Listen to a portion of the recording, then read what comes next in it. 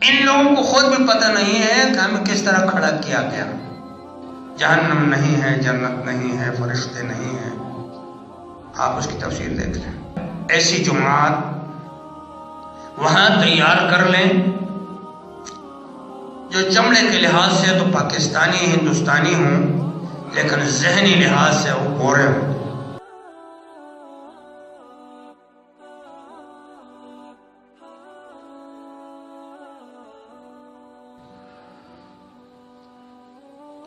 اللہ تبارک و تعالیٰ نے مومن بندوں کے ساتھ خلافت کا وعدہ کیا ہے.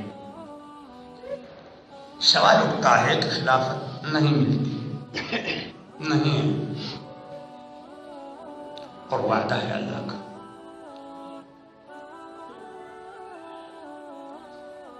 رسول اللہ صلی اللہ علیہ وسلم کے زمانے سے لے کر جب مکہ سے ہجرت کر کے مدینہ منورہ تشریف لے گئے تو چند حضرات، چند صحابہ کرام بن گئے تھے.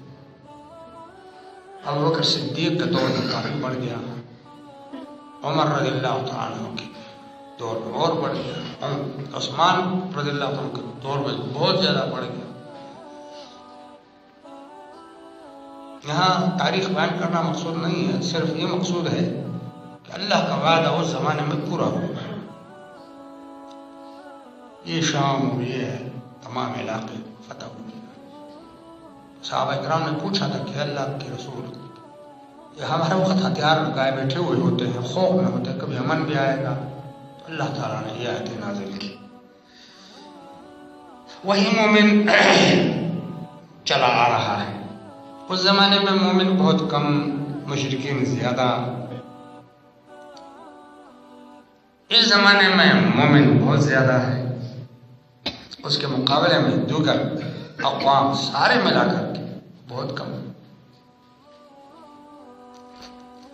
مسلمانوں کی تعداد جو مردم شماری ہوئی ہے 1.5 ارب ہے، 1 ارب 50 کروڑ. اس کے مقابلے میں دوسرے نمبر پر عیسائی ہیں، اور یہودیوں کا تو کوئی جوڑ ہی نہیں، بہت تھوڑے سے ہیں.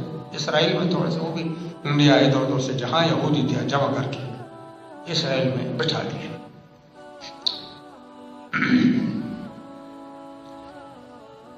خلافت ترکیہ اس زمانے میں کم از کم اتنا تھا کہ چلو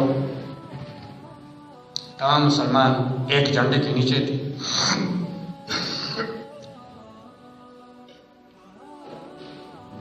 مشکل یہ ہے کہ اس آیت کے مصداق جو آیت میں نے تلاوت کی، اللہ تبارک و تعالی ہم پر یہ وعدہ جو ہے لاگو ہوگا یا نہیں ہوگا.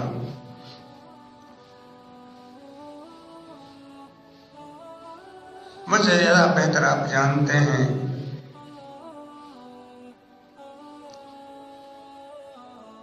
کہ وعدے کے لیے جو ہے سب سے پہلی بات یہ ہے کہ ایمان.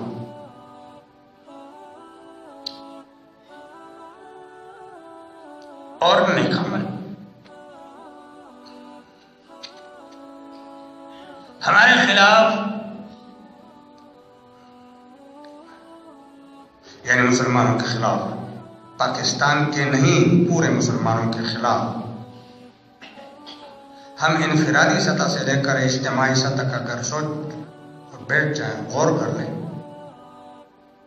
تو کون سا میدان ہے جو ہمارے خلاف سازش ہو نہیں رہی، کامیاب سازش ہو رہی ہے، کامیاب سازش ہو رہی ہے. اور ہم خوب سمجھتے ہیں کہ یہ سازش کامیاب ہو رہی ہے اور کامیاب سازش کے زد میں ہم آ رہے ہیں. ڈاکٹر بیمار سے کہہ دے کہ بیماری بڑھ رہی ہے. بیمار اس کو کہہ دے کہ تم دہشت گرد ہو، میرے جسم کو تم بیمار زدہ کہتے ہو، میں بیمار ہوں. تمہاری مرضی نہیں ہے. وہ آگے سے بدتمیزی شروع کر دیتا ہے. ہماری مشکل یہ ہے اگر ہم کچھ بات بتائیں بھی تو ہم دہشت گرد کہلاتے ہیں. ہم آہ بھی کرتے ہیں تو ہو جاتا ہے چرچا، وہ قتل بھی کرتے ہیں. ہم آہ بھی کرتے ہیں تو ہو جاتے ہیں بدنام، وہ قتل بھی کرتے ہیں تو چرچا نہیں ہوتا. ہم خیر خواہی کے مد میں بھی اگر کوئی بات کہہ دیں تو کانپتے ہیں، ڈرتے ہیں کہ پتہ نہیں ہمارا انجام کیا ہوگا۔ جس طرح ایک باپ اپنے بیٹوں کو نصیحت کرتا اور بیٹا آگے سے بدتمیزی شروع کر دیتے تو باپ کہتا ہے اسی میں بہتر ہے کہ میں خاموش رہوں، لیکن پھر دل دکھتا ہے، تکلیف ہوتی ہے، پھر اشارتاً کہنا پڑتا ہے کہ ہمارا رخ کس طرف ہے، مسلمان کا رخ کس طرف ہے۔ آپ ذرا اندازہ لگائیے، صرف اپنے پاکستان کے سن 47 سے لے کر کے اب تک یہ اللہ کا خصوصی کرم ہے کہ ہم یہاں تک پہنچ گئے۔ کون سی سازش ہے جو ہمارے خلاف کامیاب نہیں ہوئی؟ جس طرح مورخین نے کتابوں میں لکھا ہے،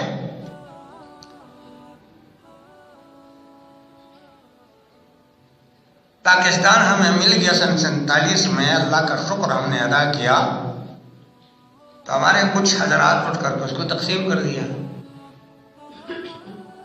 یہ پہلی سازش کامیاب ہوئی۔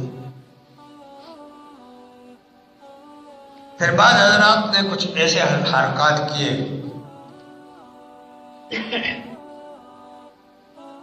کہ ہمارا معاشرہ بگڑنے لگا۔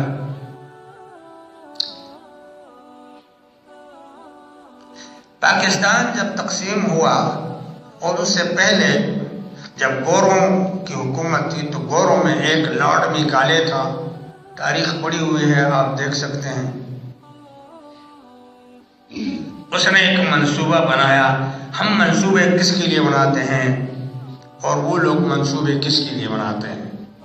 وہ سر جوڑ کر بیٹھتے ہیں مسلمانوں کے ذلیل کرنے کے لیے، اور ہم سر جوڑ کر بیٹھتے ہیں اس ذلت اور رسوائی کو قبول کرنے کے لیے۔ اور اس نے برطانیہ کا جو انڈر گراؤنڈ پارلیمنٹ ہے، اس نے جو تقریر کی وہ تقریر تاریخ کے صفحات پر آج بھی موجود ہے۔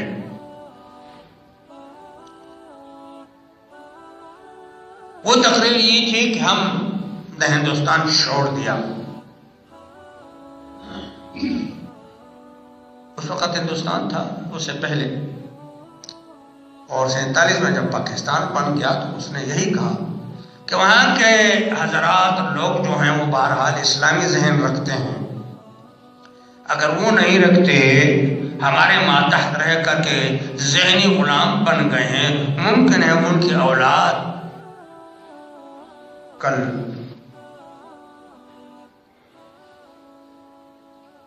اسلامی ذہن لے کر کے ہمارے مقابلے پہ کھڑے نہ ہو جائیں۔ یہ اس کی تقریر کا اپنے زبان میں بات کر رہا ہوں آپ سے، تو میں یہ تجویز دے رہا ہوں آپ کو۔ لارڈ میکالے ان کو کہہ رہا ہے کہ میں تجویز دے رہا ہوں کہ ہم ایسی جماعت وہاں تیار کر لیں جو چمڑے کے لحاظ سے تو پاکستانی ہندوستانی ہوں، لیکن ذہنی لحاظ سے وہ گورے ہوں۔ اور انہوں نے مختلف حضرات کو اسی دور میں کھڑا کیا تھا جس کو آج ہم سلوٹ کر رہے ہیں۔ ہمارے بنیادی عقائد پر ضرب لگانے والا سر سید کھڑا ہوا، جس نے انگلش کا نعرہ لگا کر کے دوسری طرف سے تفسیر سر سید لکھی اور اس میں تمام بنیادی عقائد پر ضرب لگایا، اور تعلیم یافتہ حضرات علی گڑھ میں پھیلا کے رکھ دیا۔ اس میں جہنم نہیں ہے، جنت نہیں ہے، فرشتے نہیں ہیں، آپ اس کی تفسیر دیکھ لیں۔ یہ پہلی ضرب آہستہ آہستہ لگ رہی ہے، آج ہم اس کو سلوٹ کر رہے ہیں کیونکہ اس نے کالج بنوایا تھا۔ میں جو بات کر رہا ہوں ظاہر ہے مجھے کسی سے عناد نہیں ہے، کسی سے کچھ نہیں ہے، صرف آپ کو بتا رہا ہوں کہ ذرا ہوش میں آ جائیں آپ لوگ، لیکن نہیں آتا، کوئی بھی نہیں آتا۔ مشکل تو یہ ہے، قادیانیوں کو کھڑا کیا، ذہین آدمی تھا وہ، اس کو کھڑا کیا۔ میں جو بات کر رہا ہوں مختصر کر رہا ہوں، آپ صرف نوٹ کر کے اس کی تاریخ کو دیکھ لیں کہ میں جو کچھ کہہ رہا ہوں صحیح کہہ رہا ہوں یا غلط کہہ رہا ہوں۔ یہ کھڑے کیے گئے، کچھ حضرات ایسے کھڑے کر دیے جن کو بھی پتہ نہیں ہے کہ ہمیں کیوں کھڑا کیا۔ انہوں نے نام لگایا کہ قرآن پاک میں کچھ سپارے بکری نے کھائے ہیں۔ وہ جانتے ہیں آپ ان لوگ، کچھ حضرات کو کھڑا کیا کہ فقہ کوئی چیز ہی نہیں ہے، ان کو بھی آپ جانتے ہیں۔ ان لوگوں کو خود بھی پتہ نہیں ہے کہ ہمیں کس طرح کھڑا کیا گیا، لیکن اگر آپ تاریخ کے ورق گردانی کریں گے تو آپ کو معلوم ہو جائے گا یہ سازش پر سازش، سازش پر سازش، ہم اس کو قبول کر رہے ہیں کیونکہ بڑے ڈھنگ اور بڑے طریقے سے زہر کھلایا جا رہا ہے۔ عالمی سطح پر دیکھیں، کسی زمانے میں شاہ فیصل نے ایک ہتھیار استعمال کیا، اللہ غریب کی رحمت کا مومن آدمی تھا، کہ ہم ان گوروں کو تیل نہیں دیں گے، تو اس نے صرف سجدہ نہیں کیا شاہ فیصل کو، باقی بھیک مانگنے لگا تیل کا۔ وہ مرد مومن اپنے بھتیجے کے ہاتھ سے ان گوروں نے مروا دیا۔ میں آپ کو دشمن بتا رہا ہوں، بات ختم ہو گئی، لیکن اس کے بعد گورے نے منصوبہ بندی کی کہ کل کوئی اور غیرت مند بادشاہ اٹھ کر کے پھر دوبارہ تیل پر پابندی نہ لگا دے، اس کے لیے منصوبہ بندی کرنی چاہیے۔ منصوبہ بندی آپ کے سامنے، عراق پر حملہ کیا، عراق کا تیل لے لیا، لیبیا پر حملہ کیا، لیبیا کا تیل لے لیا، بڑے بڑے پائپ لگ گئے، نیو یارک تک پہنچ رہے ہیں۔ آپ کے لالٹین میں تیل ہے تو آپ کہہ رہے ہیں کہ صحیح ہے، یہ تب پتہ چلے گا کہ لالٹین میں تیل نہیں ہوگا۔ میں جو بات کہہ رہا ہوں دکھ درد سے کہہ رہا ہوں۔ شام میں کیا کر رہا ہے، تیونس میں کیا کیا، انڈونیشیا میں کیا کیا، سوڈان میں کیا کیا۔ انڈونیشیا تیمور کو الگ کر دیا، سوڈان جنوبی کو الگ کر دیا، آپ کو پتہ ہی نہیں ہے۔ اور ایک سعودی عرب بچ گیا تھا، وہ آپ کے سامنے، وہاں بھی کیا کیا۔ شاید آپ کو اس بات کا علم نہیں ہے، اخبار میں چونکہ آیا ہے اس لیے میں کہہ دیتا ہوں۔ کمزور آدمی ہوں، ڈرتا بھی ہوں، ایسا نہ ہو آپ اسی مسجد میں نماز پڑھیں گے، آپ پوچھیں گے بھی نہیں کہ ہمارے شاہ صاحب تھے وہ کہاں گئے، بیمار ہیں، گھر پر ہیں، گاؤں گئے ہیں یا جیل میں۔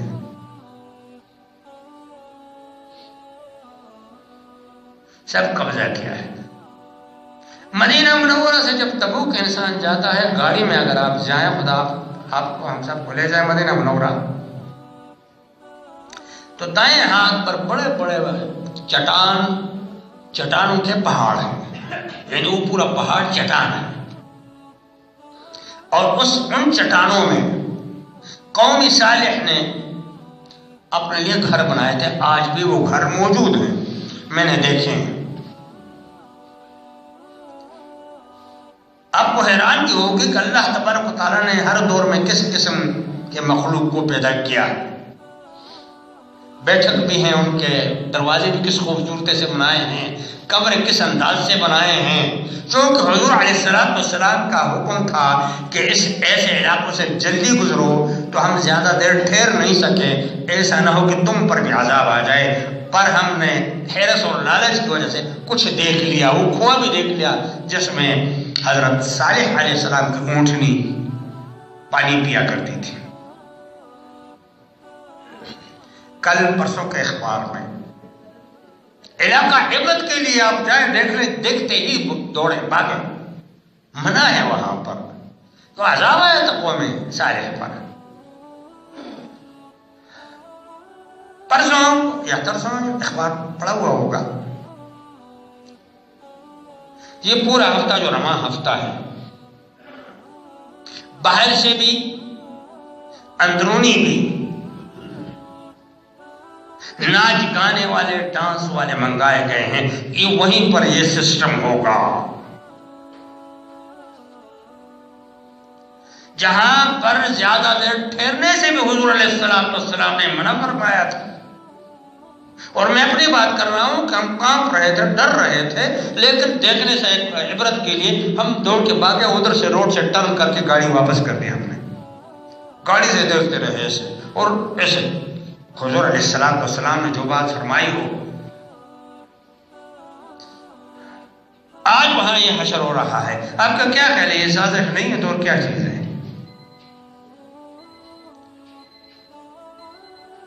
آپ خوبصورت ٹماٹر کاٹ کر کے ماؤس ٹریپ میں، جس میں چوہے کو پکڑا جاتا ہے، رکھ لیں تو چوہا کہے گا کہ ٹماٹر تو مل گیا مجھے، واہ کیا بات، تازہ ٹماٹر. اور اگر ٹماٹر کھانے لگے وہ تو کیا ہوگا؟ پھنسے گا. ہر چیز کا شکار کرنے کے لیے الگ الگ پھندے ہوتے ہیں. ہمیں شکار کرنے کے لیے کچھ اس قسم کے پھندے ہیں، شکار ہو رہے ہیں ہم. ہمارا مسلمان بچہ اس شعوری میں نہیں ہے.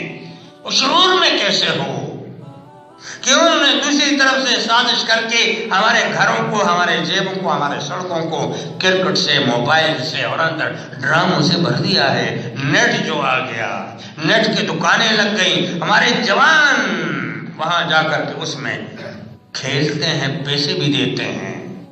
باپ کو بھی پتہ نہیں ہے، ماں کو بھی پتہ نہیں ہے کہ میرا بیٹا کیا کر رہا ہے. سازش کس چیز کا نام ہے؟ سازش اس کو نہیں کہتے. آپ یہ نہیں کہہ سکتے چوہے کو کہے چوہے ادھر آؤ ٹماٹر رکھا ہوا ہے. نہیں، آپ ٹماٹر رکھ کے چلے جائیں گے اور وہ پھنس جائے گا اور بری طرح پھنس جائے گا. لیکن بعد میں آنے والے چوہوں کو پتہ نہیں ہوگا کہ کیا ہو رہا ہے. ہم ان چوہے سے بھی گئے گزرے ہیں کہ عقل رکھتے ہوئے بھی ہم پھر پھنستے ہیں. اللہ نے فرمایا اولئک کالانعام بل هم اضل. اس چوہے سے بھی گئے گزرے ہیں. چوہا تو چوہا ہے، وہ تو ناسمجھ ہے، لیکن تم تو انسان ہو کر کے دوبارہ پھنستے ہو. ہم اپنی بیٹی بہن کو بھیجتے ہیں کالج، ٹیبلو کر رہے ہیں. اس کو کون دے رہا ہے اس کی ڈگری؟ کس طریقے سے دے رہا ہے؟ کس طریقے سے لائن لے ہوئے ہیں؟ زلفیں کہاں بکھری ہوئی ہیں؟ کس کی عورت ہے؟ کون اسے مزہ لے رہا ہے؟ سچی بات کڑوی ہوتی ہے نا، ایسا ہی ہے نا؟ ہاں، لیکن اس کے نتائج کیا نکلتے ہیں؟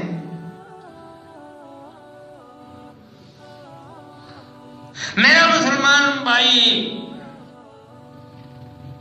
چندے کا اعلان جب فلسطین کے لیے ہوا، میں کاش نہیں ہے کوئی،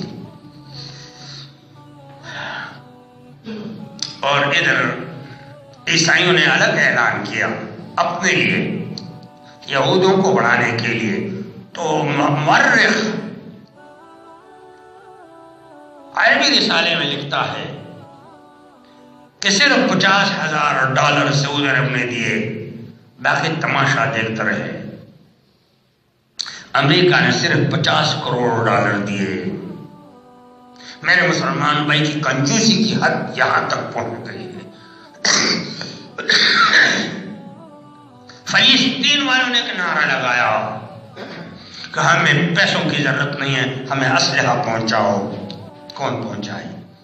سمندر کے ذریعے اگر اسلحہ جائے گا تو راستے میں تباہ ہو جائے گا، بائی ایئر تو جا ہی نہیں سکتا. میرے بازو میں وہ قوت کہاں گئی؟ میں کس مسلمان کی بات کر رہا ہوں؟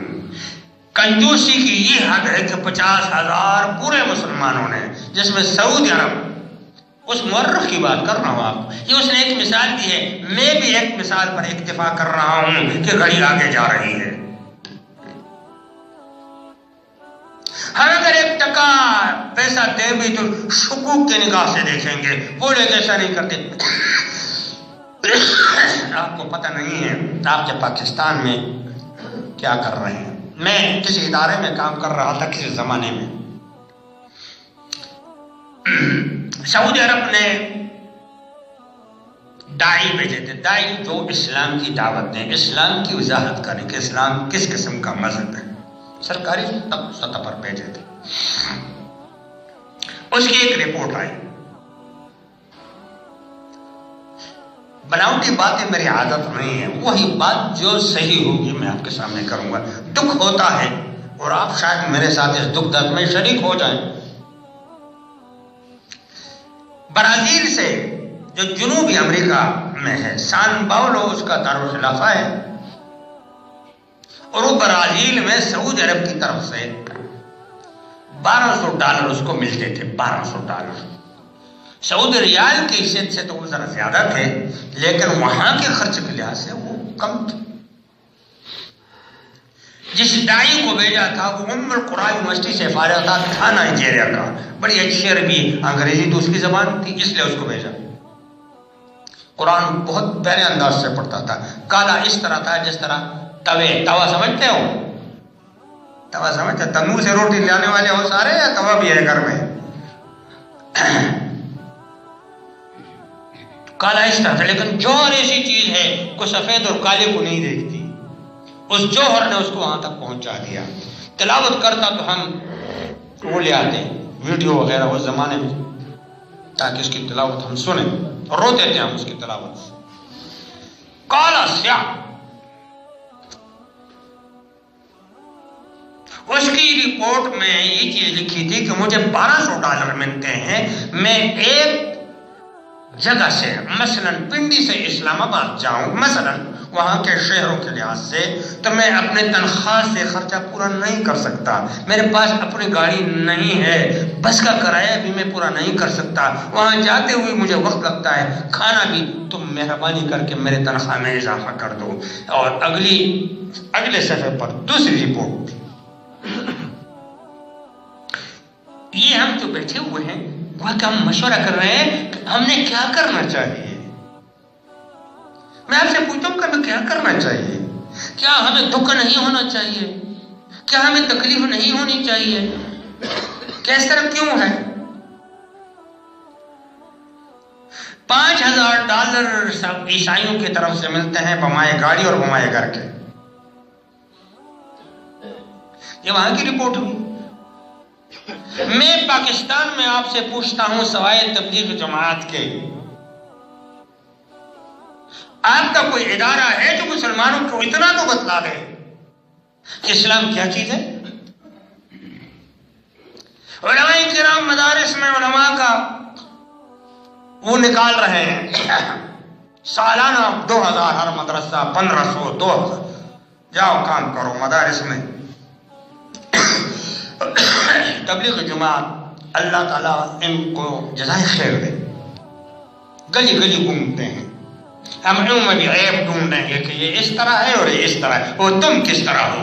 بیوی کے بغل میں بیٹھے ہوئے تم کس طرح ہو؟ اس کو تو کہہ رہے ہو. تقی عثمانی صاحب اللہ تعالیٰ اس کی حفاظت فرمائے، شخص کی اس وقت پورے دنیا عالم اسلام میں واحد شخص ہے جو چوٹی کا عالم ہے. وہ اپنے سفرنامے میں لکھتا ہے کہ دنیا کا کوئی کونا نہیں ہے جہاں میں نہیں گیا اور جہاں پر تبلیغ جماعت کا جھنڈا اور علماء دیوبند کی مسجد میں نے نہ دیکھی ہو. ان کے ساتھ کسی کی مدد ہے؟ ہمارے ٹی وی پر جو کچھ ہو رہا ہے کہ اشتہار کی شکل میں دیکھو. ایک اشتہار، صابن کا اشتہار، 2 ٹکے کا صابن. ایک خوبصورت جوان عورت چلان لگائے گی، زلفیں بکھری ہوئے ہیں، ادھر سے دوسرا آ رہا ہے، ادھر سے اتنے میں وہ نہا رہی ہے. یہ سازش نہیں ہے تو کیا ہے؟ کون دیکھتا ہے اس کو؟ ہم، ہماری ماں، ہماری بہن، ہماری بہو، ہماری بیٹی دیکھتی ہے کہ نہیں دیکھتی؟ بھائی بولو نا، دیکھتی ہے نا؟ کیوں؟ تم کچھ نہیں کر سکتے، یہ تو بند کر سکتے ہو نا. گھروں میں یہ حالت ہے، اسکول میں استاذ کے حوالے کر لیتے ہیں. کس استاذ کے حوالے کر لیتے ہیں؟ اس استاذ کا ذرا اندرونی حالت دیکھیں. جو کچھ بچے سے بنانا چاہتا ہے وہ استاذ ہوتا ہے. آپ گھر میں نہیں پوچھتے کہ بیٹا کیا حال ہے تمہارا، ذرا کلمہ تو پڑھ لو. میں مروں گا تو میرے سرحانے تم کلمہ پڑھ سکتے ہو کہ نہیں پڑھ سکتے؟ یہ درد کی باتیں ہیں کہ نہیں ہیں؟ اور کیا یہ صحیح ہے کہ نہیں ہے؟ سر مارنے سے نہیں ہوتا، سیدھے بولو ہاں جی صحیح ہے. اگر صحیح ہے تو اس کا علاج کیا ہے؟ مجھے اور آپ کو کم از کم سوچنا چاہیے. بڑے دیکھیں گے ہماری آواز تو وہاں تک پہنچ ہی نہیں سکتی. ہمارے جو جاسوس اگر بیٹھے ہوئے تو وہ تو وہی بات پہنچائیں گے جو ہمیں دہشت گرد بنا کر کے وہاں دے دیں گے. بات ختم ہو گئی. کون پوچھے گا؟ پھر تو ہمارے کوئی کو پوچھنے والا نہیں ہوگا کہ وہ شاہ صاحب ہوتے تھے یہاں بولتے تھے، پتہ نہیں وہ کب کہاں گئے، پتہ نہیں کہیں گئے ہوں گے. بھئی میں جیل میں سڑتا ہوں. میرے بھائیوں، میرے عزیزوں اور میرے بزرگوں، ہمیں خود سوچنا چاہیے کہ ہمیں کیا کرنا چاہیے. اس کا حل ہمارے پاس ہے، ہم حل پیش بھی کر لیں. اس کو کون مانتا ہے؟ کون مانتا ہے؟ پورے کالجز اور سکولز میں نقل کا سلسلہ شروع ہے. بچے کو کچھ پتہ نہیں ہوتا، باہر سے نقلیں جاتی ہیں. یہ بھی سازش ہے. گدھا نکل جاتا ہے، اس کے پاس ایم ایس سی کی ڈگری ہوتی ہے، اسے پوچھو ایم ایس سی کے کیا معنی ہیں؟ وہ جی ماسی ہوگا، کوئی ماسی ایم ایس سی کو ماسی سمجھتا ہے. کیوں؟ یہ سازش ہے. نقل دے دے کر کے نقل پہ پاس کرتے ہیں. وہ زمانہ گیا کہ دن رات ایک کر کے پڑھتے تھے. جب وہ نکلتا تو وہ ڈاکٹر ہوتا، وہ سائنسدان ہوتا، وہ انجینئر ہوتا، وہ کوئی پڑھا لکھا آدمی معاشرے کا ہوتا. آج کل جو نکلتے ڈگری ڈگری